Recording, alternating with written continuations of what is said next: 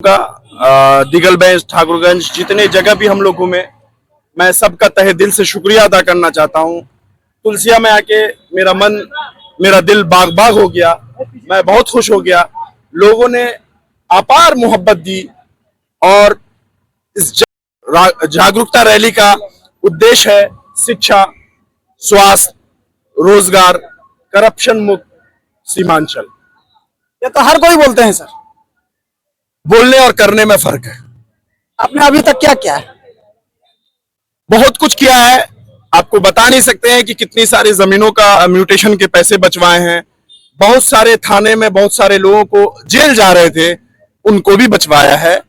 हम लोगों के सामने डायरेक्ट जो भी अधिकारी होती है उनसे ये नहीं बोलते कि कल आइए हम बात करके बताएंगे। उस आदमी का सॉल्यूशन ऑन द स्पॉट होता है, एट अ टाइम होता है। ऐसा नहीं कि आप कल आइए या इतना पैसा दीजिए। कुछ लोग मेरे साथ घूम रहे हैं, आप उनसे पूछ लीजिए, वो आदमी होगा मेरे साथ, उसके बेटे को छुड़वाने के लिए 1 लाख या 1.5 लाख रुपए मांग रहा था। आपको मैं बता दूं, वो बच्चा जेल भी नहीं गया, उसका वालिद बहुत खुश है। एक पैसा भी केयरफुल ठाकुर ने नहीं लिया। सर, आज जो रैली निकाले हैं, आज ऐसा यहाँ के लोगों का समर्थन मिला। मैं सबका तहे दिल से बहुत शुक्रिया अदा करना चाहूंगा। सबने अपार मोहब्बत दिया, बहुत ज्यादा प्यार दिया, जिसकी मुझे उम्मीद नहीं थी। लेकिन निकलने के बाद आज एहसास हो रहा है कि जो चीजें मैंने त्याग दी वो मेरे लिए सही साबित हुआ। ऐसा नहीं कि मैं खराब समझूंगा कि नहीं, मुझे नहीं करना था। मुझे फील गुड हो रहा है, अच्छा फील हो रहा है कि जो मैंने डिसीजन लिया था दैट वाज राइट। लोगों की मोहब्बत देख के मजा आया। इलाके के लोगों को क्या मैसेज देना चाहते हैं सर? इलाके के लोगों को क्या मैसेज? जगिए, अपने बच्चों को पढ़ाइए। हमने रास्ते में एक ही चीज दिया बच्चों को, जो लोग मिले, एक कॉपी दिया है और एक कलम दिया है। ये कलम और कॉपी की ताकत से आप अंदाजा लगा दीजिए कि उन बच्चों को उनका भविष्य क्या होना है। तो मेरा प्राइम फोकस है कि हमारे इलाके के लोग पढ़ें। सिर्फ पढ़ाई पढ़ाई पढ़ाई। अगर हमारे बच्चे पढ़ लें, हम लोग क्या दान दहेज, नौकरी, खाने पीने पे ज्यादा ध्यान देते हैं। मैं लोगों का ध्यान भटकाना चाहता हूं कि आप कम खा के अपने बच्चों को पढ़ाएं। बच्चा अगर पढ़ लिया तो मुझ जैसा तो कम से कम बन ही जाएगा। मैं तो चाहता हूं कि मुझसे बेहतर बने। हमारे इलाके में मैं चाहता हूं कि हर गांव से, हर पंचायत से कोई ना कोई छोटे से लेकर बड़ा अधिकारी बने। इसीलिए मैं तो डॉक्टर हूं, मैं नहीं बन पाया अधिकारी। डॉक्टरी करके लोगों का थोड़ा बहुत सेवा कर पाता हूं, लेकिन अगर मैं अधिकारी होता तो यकीन जानिए किशनगंज में मैं एक भूचाल लाया होता।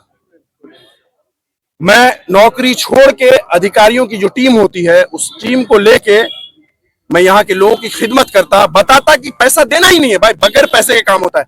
सरकारी अस्पताल में एक नॉर्मल डिलीवरी कराइए 5,000 7,000। 10 दिन उस सरकारी अस्पताल में मत जाइए, ना पैसा दीजिए।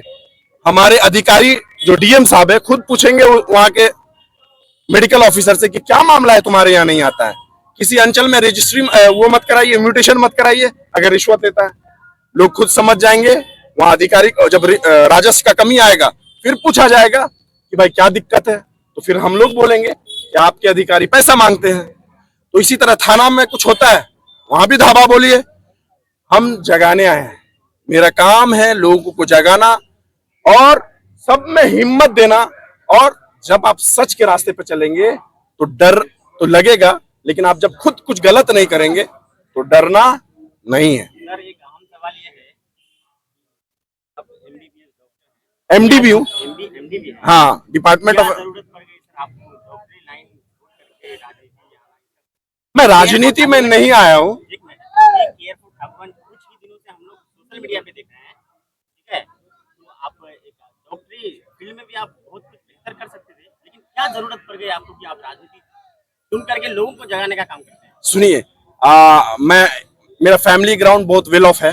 अगर आप जानना चाहेंगे तो मेरे घर में टॉप लेवल अधिकारी से लेके बहुत सारे डॉक्टर्स हैं और मेरे बाप दादा का दिया बहुत जमीन है। और मैं जो काम, मेरा प्रोफेशन है डॉक्टरी का, उसको मैं इस लेवल पे ला दिया हूं कि मेरा एक सैचुरेशन लेवल आ गया। लेकिन जो मैं इलाके की हालत को देखा, जो नेतागिरी को देखा, सब तो वो बिचौलिया का काम करते हैं, लीडरशिप नहीं है। लीडरशिप का मतलब क्या होता है कि आपके पास आदमी आया, आप फोन कीजिए, काम हो गया।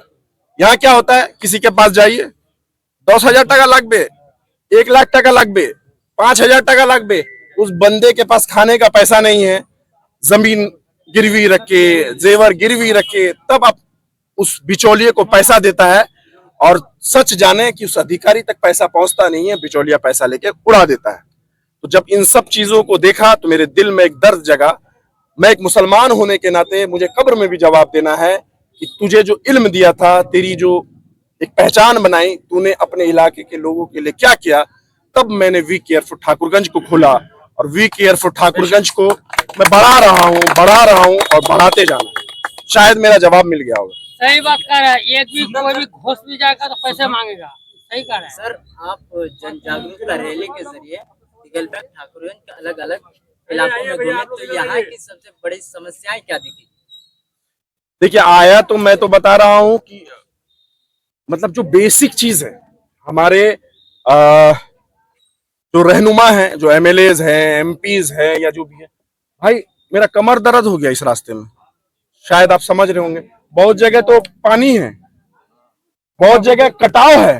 अरे साहब, 20 साल से 25 साल से हैं आप, तो आप सबको, मैं किसी एक को टारगेट नहीं कर रहा हूं या किसी को भी नहीं बोल, मैं एक मशवरा दे रहा हूं कि जहां कटाव हो रहा है वहां अगर सरकार से आप आग्रह करेंगे, हाथ जोड़ेंगे, पटना में आप जाके बोलेंगे कि भाई एक बांध बनवा दो, 20 इंची का एक दीवार बनवा दो, उसके बाद गांव नहीं कटेगा, हमारे खेत नहीं कटेंगे। बहुत सारे लोगों का तो एकड़ एकड़ जमीन खेतों में चले गया है, नदी खत्म हो गया है, बहुत बुरा हाल है। कैसे फलाह बहबूदी होगी या आप लोग सोचिए। मैं आपके जरिए यहाँ के लोगों को बताना चाहूंगा और युवाओं को बताना चाहूंगा, युवाओं के थ्रू उनके घर के बुजुर्गों को बताना चाहूंगा कि जो एक परंपरा चलती हुई आई है उसको बंद कीजिए। किसी मजबूत आदमी को आप विधानसभा भेजिए, किसी मजबूत आदमी को आप लोकसभा भेजिए, जहां जहां जहां आपकी आवाज गूंजे, आपकी हक की बात की जाए और छीन के ला सके, इस तरह के रहनुमाओं को आप लोग चुनिए।